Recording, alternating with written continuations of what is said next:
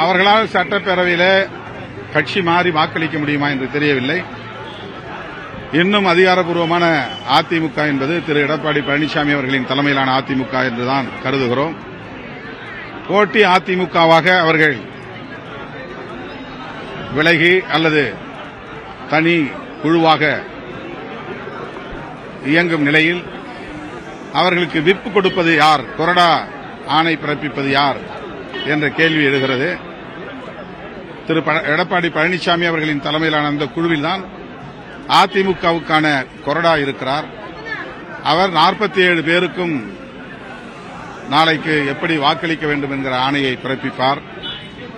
அதற்கு எதிராக இவர்கள் செயல்பட்டால் இவர்களுடைய வாக்குகள் செல்லுமா, இவர்களின் பதவி நீடிக்குமா என்கிற கேள்விகள் எல்லாம் எழுகின்றன.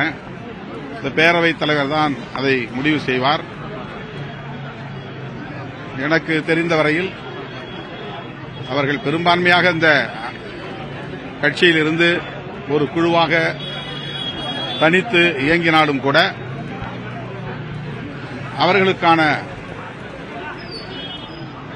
அங்கீகாரம் பேரவைத் தலைவரால் அளிக்கப்படுமா என்கிற கேள்வி இருக்கிறது. எனவே அவருடைய வாக்குகள் செல்லுமா செல்லாதா என்று எனக்கு தெரியவில்லை.